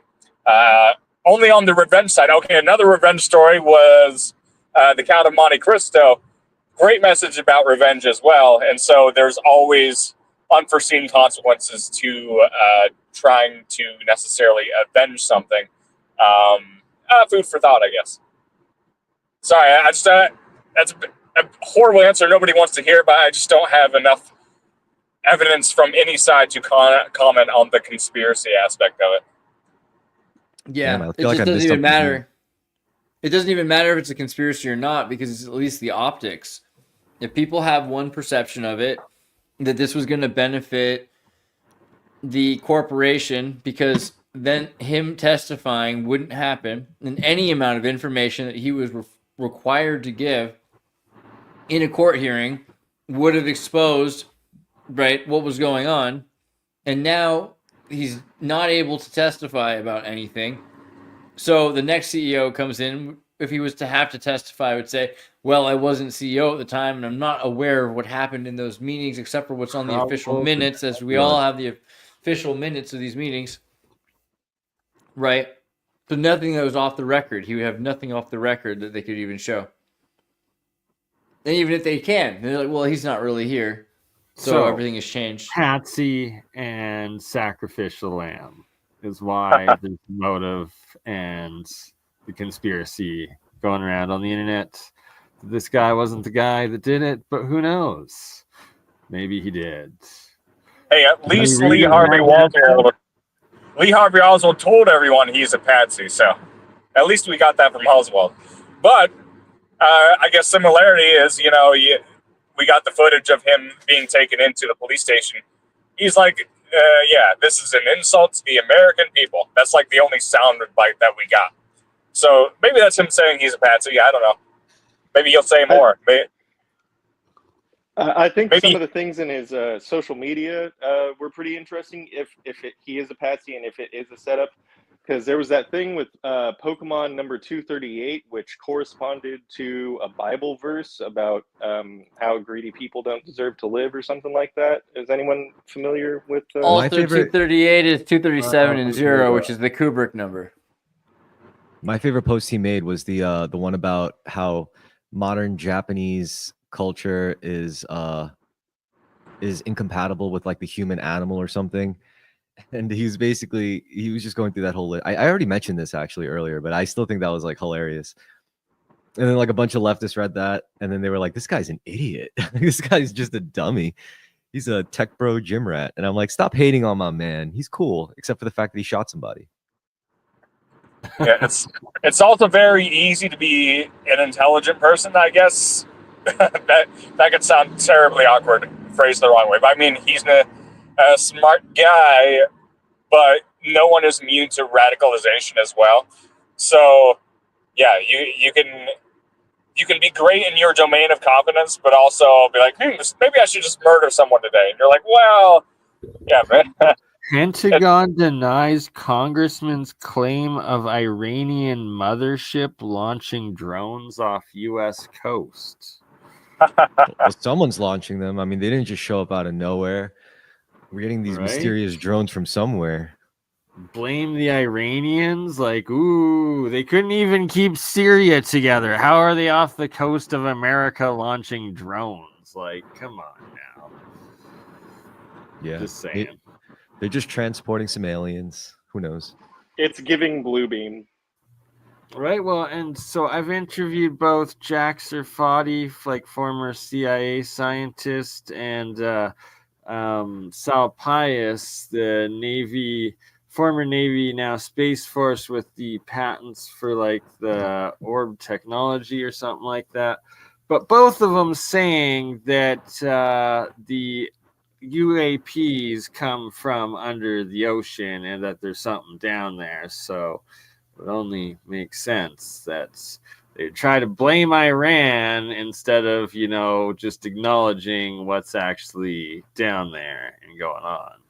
I've seen some theories about the underwater thing. Like they have these self perpetuating autonomous assembly factories that just create these super hyper advanced drones that come out of the sea, do all sorts of crazy things, freak out some pilots, and then they just go back into the ocean for disassembly or who knows. Right? Like, I know if Colin were here, he would say it's definitely Atlantis. He would be like, it's the Atlanteans. It's their underwater city, their refugee colony, and they're just sending out. Be like, that's essentially what Sal Pius was like alluding to. He's like, that's like they're the inner underworld peoples. Well, speaking of which, there's actually something that I've been. What were you saying? I was going to say I may be totally off base with this since I have a very surface level understanding of most things. But there are apparently these phenomenon in the ocean that are mathematically identical to black holes. And I'm not exactly sure what that means, but people who are way looser with their tongue and equally exposed to information as me on TikTok were talking about how, maybe these underwater black holes are portals and that's why they're underwater and they're using them to travel and stuff. That would be pretty cool. Anyone vaguely familiar with these underwater black hole things? I have not heard of that, but it kind of makes sense due to like the Bermuda Triangle. Oh, like the vortex things happening, maybe like the waters. Because when the density like water gets so dense, super deep, and you have like current, the water is moving too. So I don't know. I'm not sure. All I know. Oh, yeah, right. I was gonna say because of the immense pressure, right? That would be something else if it's like actually creating like a water black hole. Interesting. Where things. The ocean is the real last frontier. We still have no idea what's at the bottom of the ocean. And I'm going to say at least most parts of the earth. And that's crazy to think about. But it's just like we can't, it's hard to go down just 3 miles of water. So, well, yeah, we still have portal to the dark side of the moon.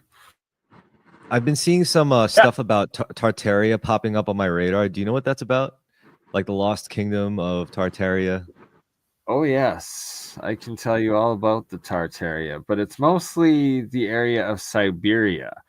But we actually found on Google Earth this giant, I think it was like 1,500 kilometers, maybe miles, of like this starfort wall that goes from Crimea, which was Little Tartaria, all the way across Ukraine and then all the way across Siberia up to the ocean, or the I forget what the heck they call it now, but it's like the Russian Arctic Ocean. But before it was called the Sea of Tartaria. So it was like there's some sort of lost civilization that was up there called Tartaria. And like there was all these like crazy conspiracy videos saying how a lot of old American architecture is actually reflecting that of the ancient kingdoms or super advanced kingdoms of Tartaria. Oh yeah, the railways where they have these like horse-drawn like carriages that are on the rails or whatever, but it was before the steam engine or whatever.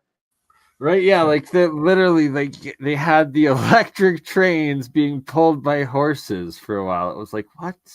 You know what? I gotta do more investigating. I gotta sip more of this conspiracy juice on this history. Yeah, this is what I'm talking about. Where they're like they pretty much hosted these like fake world fairs where after they were over, they were just like excuses to tear down the super advanced Pre-existing civilization, right? Yeah. I would recommend, if you haven't seen it, my History Revised Tartaria video from like some years back, and it's like 5 years old, but it's like a pretty decent, quick into like Tartaria, and it's basically there's an east and a west, and they have different flags that are yellow and black, but one is of a eagle, and another's of a phoenix, and there's a effort that's being made to reunite the progressive European powers into some sort of new universal ideology. We talked about it like magnets that are erasing everyone's culture and aligning everyone towards one direction of polarity, which is easier for HARP to control or to create reactions with. But it's all because all the stuff already existed. And you can look into regular history and you start to find the nuances of it and see how it was all really part of this larger confederation of different nation states that were already in a new world order, an old world order, really. Just a confederation of people all over the world, right? And then you find out there were people with feathers in their hair in Formosa, which was Taiwan. All of these people were connected all over the world. And then, yeah, there was a kind of explosive environmental change. There was like Krakatoa and different volcanoes and a year without a summer and all sorts of events that made it impossible for civilizations to continue to be sustained in different states around the world. And so then they were conquered by a singular power that all kind of dressed the same. This kind of naval force that emerges. And that you can see from the different wars that happened, like the 80-year war. There was an 80-year war. How do you even know like what the war's about after 80 years? Everything gets erased. And there's this period of iconoclasm that everything is forgotten. So the Spanish controlled Holland, but Holland was part of this Arabic influenced culture, and there's so many more steps to that, what Arabic means, but basically Europe and Arab are the same word, just in different pronunciations, because they were different. Okay. And this is also why Constantinople continued on as Istanbul, because Mehmet II took over, and the Constantinians had to move out of Turkey, Turkey's where all the Christian events and all sorts of things actually happen. Turkey to Crimea.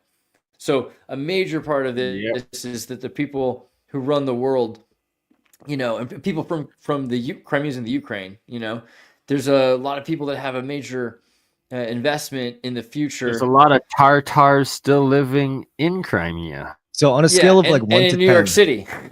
So on a scale of 1 to 10, how crazy would you sound like talking about this with your family or at work or something?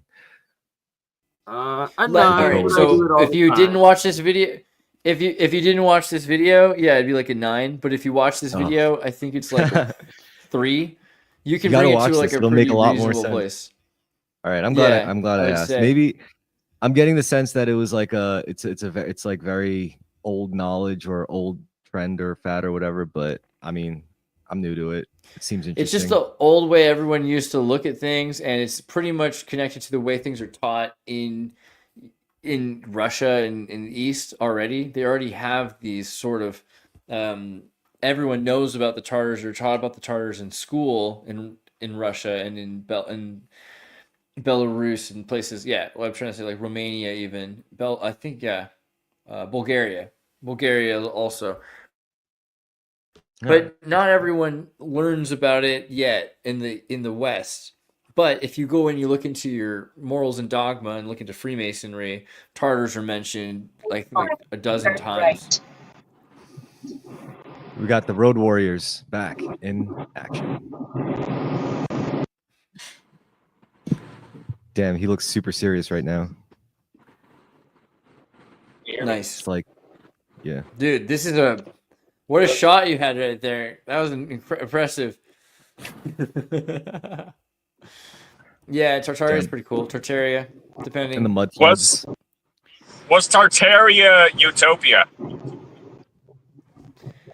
Was it a utopia? So I like to think about.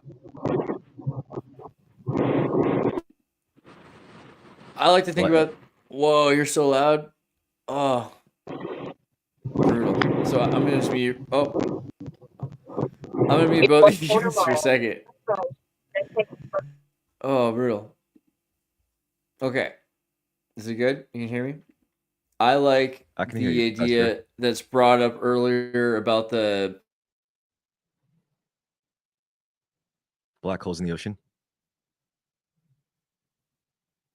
Oh no.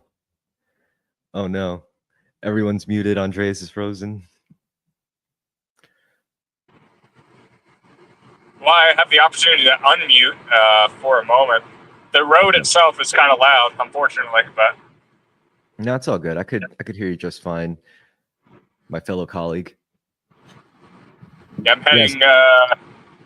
The plan is to stay in Florida for a couple months, partially for survival. It's a lot warmer. Well, I hear. Are you going to be near the ocean?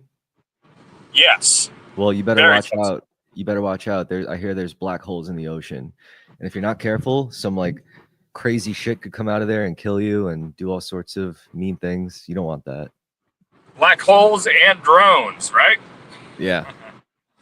Which is probably connected to the super advanced kingdom or empire of Tartaria, which is probably has a hand in facilitating or generating these underwater wormholes and doing all sorts of dastardly things. And this could all be happening off of the coast of Florida. Now, one crazy thing is, so like basically there's in parts of the ocean, there's super like like lithium dense, like basically energy balls. Like you can use them to make like super batteries. So there's a company that wants to just like scrape the bottom of the ocean for all these things, but they really have no idea what the environmental impact will be. So that was an interesting thing I learned over the past year. It's like, oh, let's just take all the shit out of the ocean and see what happens. Oh, was that to do with the dark oxygen? I think there was dark oxygen they found there or something. Dark oxygen? It's like dark matter. So it's like dark matter. It's some new thing. I gotta pull up the article, but I probably won't find it right now. It was a few months ago. Here he is. Okay, so the flamenco timeline thing is important, and there's a number of different adjustments that are found from figuring out that the Catholic Church changed the timeline when the calendar and the history records when they lost control of Turkey and they had to move to Rome, and they wanted to justify that they'd existed longer than they had in Constantinople when Istanbul was taken, and to say that they were the supreme center of all things that mattered, this Exodus diaspora group that had come out of Constantinople. And so they made up a fake timeline, and they forced people to not have kids. The pseudo-Isidorian decrees from the Catholic Church wouldn't let priests have kids anymore, which is not a rule for rabbis, not a rule for the Orthodox, not a rule for anybody. But the Catholic Church has made up that it had been a rule so they could use it in conquering people. So Anatoly Fomenko, he goes and he works around the Soviet Union doing mathematician stuff. He's a university professor, does old school art. Yeah, he's a cool guy. There's some great Soviet professors. He also does like covers for books and crazy kind of mathematical paintings. Like he's kind of like an MC Escher that's alive today that is way more interesting because he does this look at this weird math art he's doing here. Well, I'll just how are we gonna something like that? Whoa, something like that. Yeah. Did he do the cover of that Tame Impala album, Currents? It's possible. I This never was the saw other thing. that. He's actually I done want some. to see that Magic Square more. I'm half joking, but we're about to go. He Christmas did. He shopping did and- do the and cover all for listen, Master but, Bogakov. Have fun Christmas shopping, Andrew. We love Merry you. Christmas, Yeah, no worries. Andrew. Andrew, it's been good to have you. Yeah, yeah. we love you, Love y'all. Andrew. Have fun Christmas shopping. Thanks for joining in from the shower and enjoy your Christmas shopping with the family. That's commitment. So yeah, the idea that the timeline was lied about is a big part of Tartaria, and then the idea that also people from the past could have been affected by the future is probably playing into this as well, right? Like I think more and more it's fair to say that we could have anything we want to do with past civilizations unless there's certain timeline that you have to keep protected or else everything would disintegrate and fall apart. So there might be events you can't interact with along the way, but there's probably pre-cataclysmic time that you can exist in. And then there's this idea of like a possible, oh man, they really screwed up the timeline so bad, what can they do? Well, they're outside of time creating a new reality in a multiverse, or better yet, in our own singular universe, they're trying to copy everything that happened and create a simulation or an actual physical femtoscale printed universe that we're existing inside of. And it's all starting from like 1,000 years ago or 2,000 years ago, whatever you like. And from a seed reality, they create like a seed bank of humans that are designed to perpetuate this reality that took only, 2,000 years or 1,000 years to populate to like a tremendous level. Like, I think also the idea that then you could have a completely simultaneous, the same reality that we're living in right now, but we'd have a completely fake past. There would be no reason for a past. We'd have the complete completion of the idea of 1,000,000 years or 100,000 years or whatever that is. It could be really that we just are living in a 200-year bubble. Anything before 1811, not real. Simulation And bubble. everything No. after that. Can I It doesn't spoil have to be a Pantheon? simulation. It could Did you be a see literal. It could be a literal scale printed universe. Yeah, did you ever see Pantheon? 3D printed universe. That would make sense. Why everything is so block-like, like it's literal Minecraft world. Well, there's this I guess you could call it one of those adult smart tunes. And I'm sorry if I'm spoiling this for people because like I saw it a while ago. Right, dude, I love that.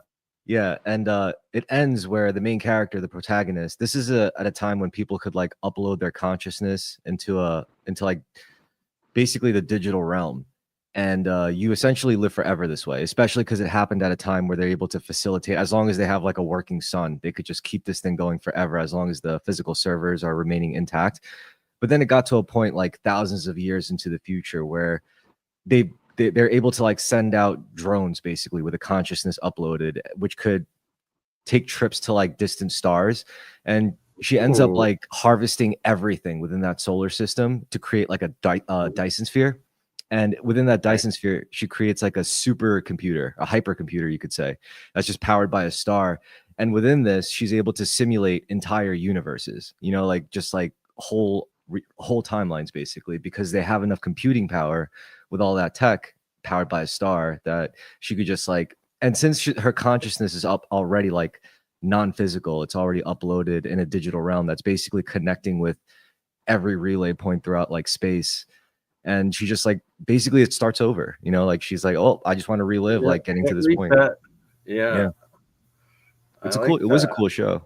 That's a very fascinating and plausible theme.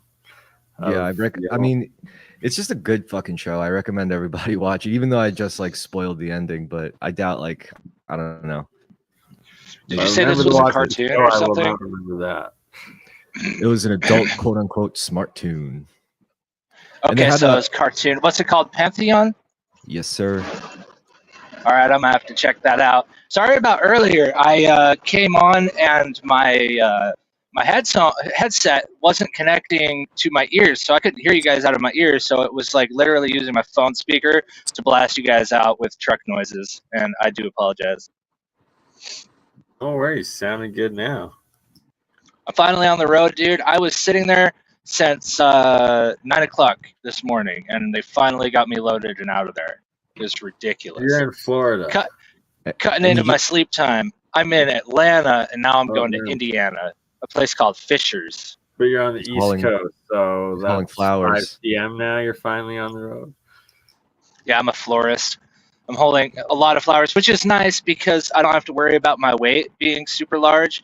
The flowers only weigh 20K. Flowers, like flower power, man. Like it's better than carrying weapons or, you know. Yeah, I'm thinking about just taking this and going to San Francisco, and just I'll go over there and give them flowers for their hair.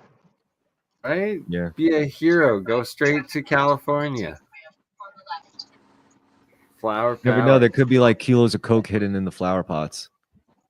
You know, I never know if there is. There could be every single time, which is kind of a trip because I have to go past like Border Patrol whenever I'm in Texas a lot. And, you know, so supposedly because my father-in-law is Border Patrol, so I asked him, I was like, why is it that all they do is just ask me if I'm a citizen and smile at me and let me go? And he was like, well, because they're scanning you.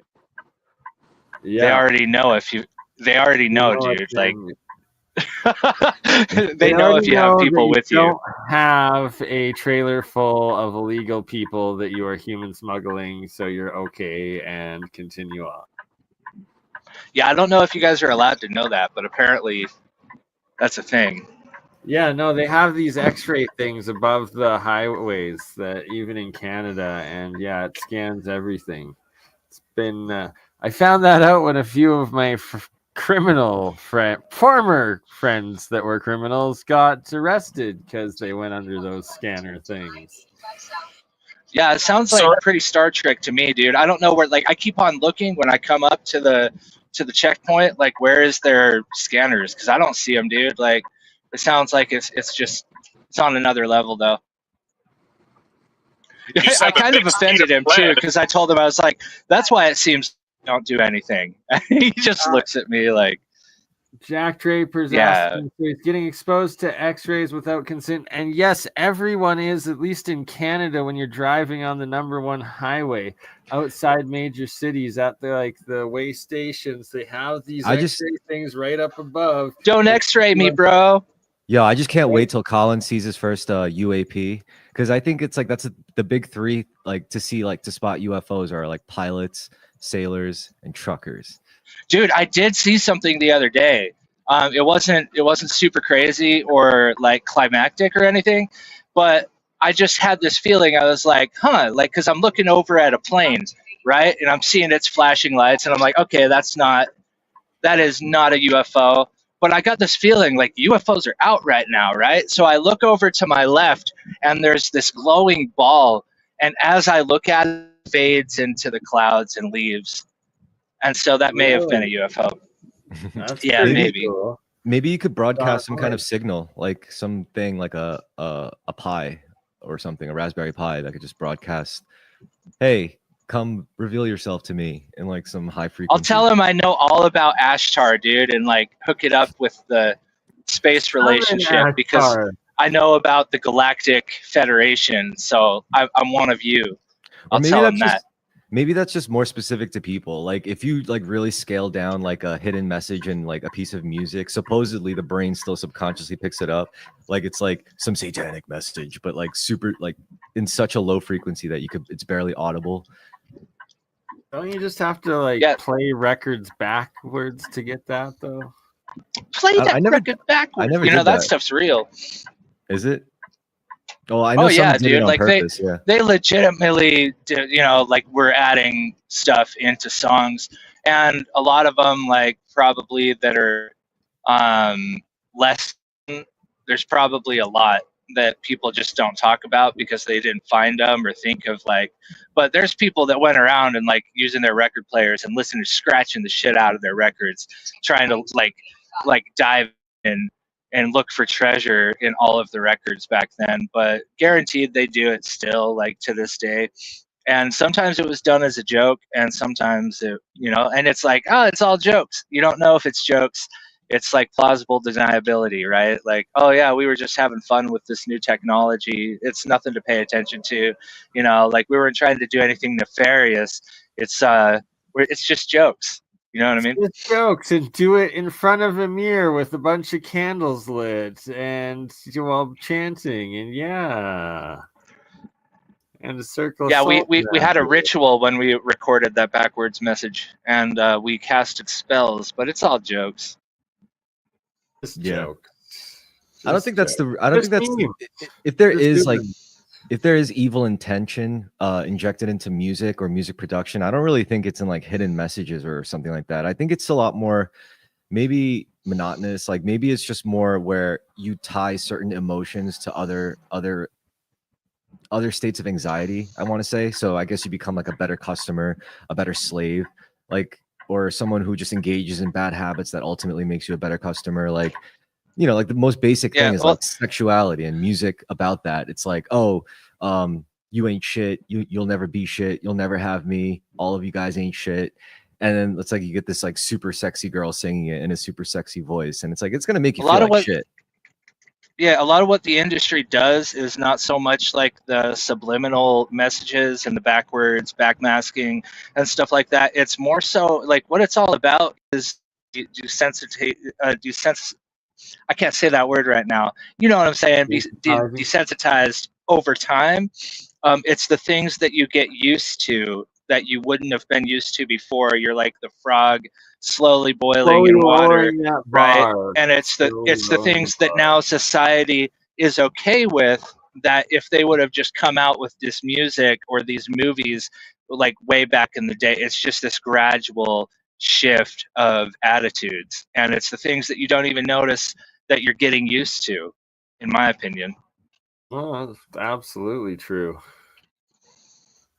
Like, yeah, I'm trying to think of some like good examples of like of music that just has like super, but it's probably not worth making a list, you know, because you could probably find hidden meaning in any song if you were just like schizo enough and projecting enough. So yeah, and it's hard to tell which ones are legit or not.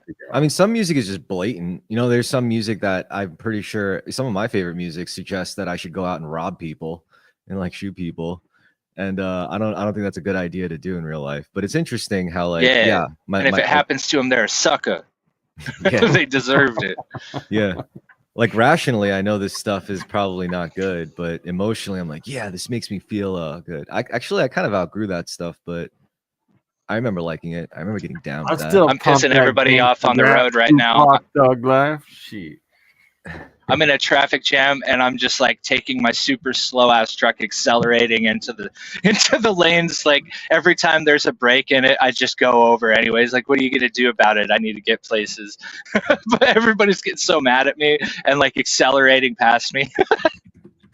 I just cut like 3 lanes. It was great. I love it, dude. The amount of power that this big traffic cam. Big thing. Dude, I should do that. I should like get a setup where I can like switch over to the traffic cam and be like, here's the view of the road. Exactly. What's going on the streets? Taking APM to a whole new level. To the streets. Taking it to the streets. You should spray paint. You should spray paint APM in big letters on your truck. Oh hell yeah! I would love to do that. That would be based. I can't do that, but I would love to do that. You guys have thoughts that are like, because we're near the 2-hour mark, that you want to think about sharing now? I have some closing statements. My only closing statement, as always, is thank you, everybody for watching. It's really chill that people would actually invest time into listening to us bullshit about intuitive nonsense. So thank you. Enjoy the memes. Word. Basic. I like that. What about you, Bernie? I mean business, and I've been working on some crypto projects, some meme coins, some AI meme coins, and I'm thinking APM should be an AI meme coin. And oh no.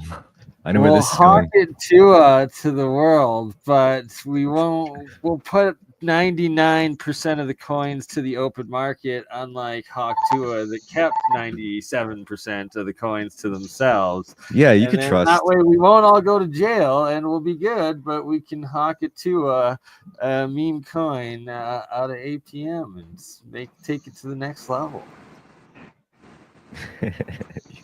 Trust in the coin, in the APM coin. I want to say something.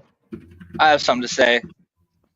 So, right when it broke, I was like one of the first people to say it, that like, bro, like when you've got insurance and the insurance isn't insuring the insurance that you should be insured and be assured that you're insured that insurance, that's a problem, right? But I don't know if we necessarily want to start living in this life is a video game thing where we start like glorifying killers, gunning down people in cold blood on the streets. Like, I don't know. Like, I get it. Like, I 3D get printed it. Okay. guns. Like, I totally get it. I'm not going to lie. Like, there is a primal part of me that's like, oh, God, I got what you deserved. Like, I get it.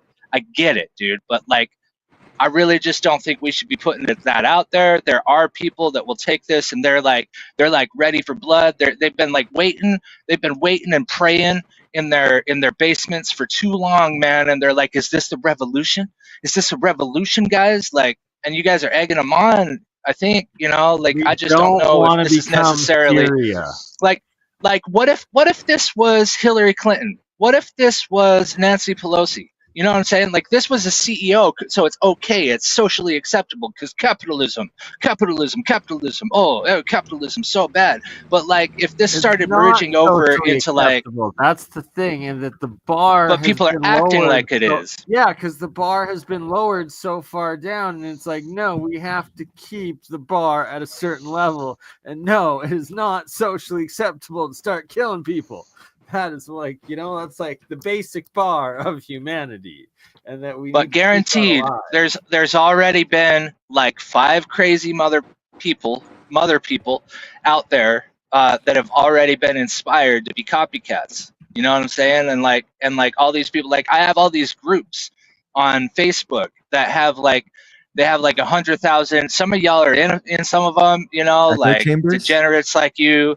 Yeah, like, well, they're not echo chambers because they're duking it out. Like, it's like the people on the left and the people on the right. Like, and like it doesn't even have anything to do with the group anymore. It's been ever since Kamala like came into the situation, like bot farms or something. I don't know, but like there's these like it's like hundreds of thousands of people, and they're like putting it out there. Yeah, he was a hero. He was a hero. He was a hero.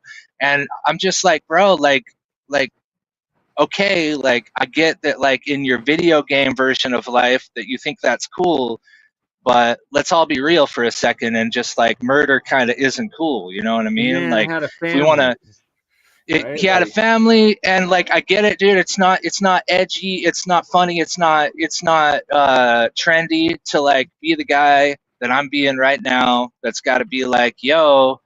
Like, this is not necessarily a good thing, but it's not necessarily a good thing. And just watch what the reaction is. If there's these copycats, they go out and like, what if that just makes life worse for everybody? Because that just, what it does is, if we're not careful, it will necessitate and justify more draconian laws being made in order to protect these fools.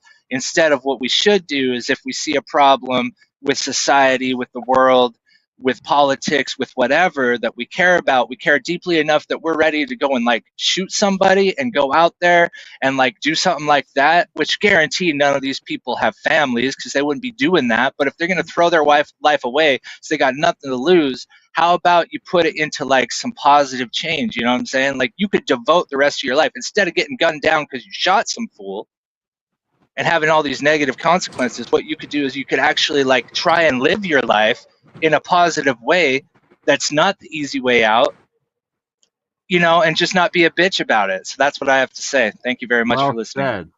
Well said.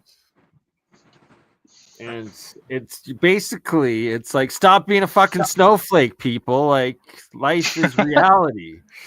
Like, get out of the simulation. Yeah, man. Like, I get it. It's like, what's up, Kurt? It's yo. No, that's good. It's important not to be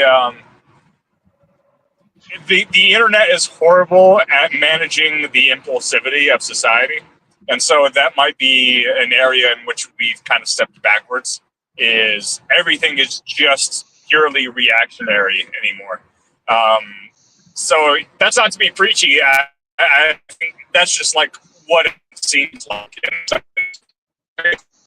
And meditate. You're glitching. Think that your actions have consequences.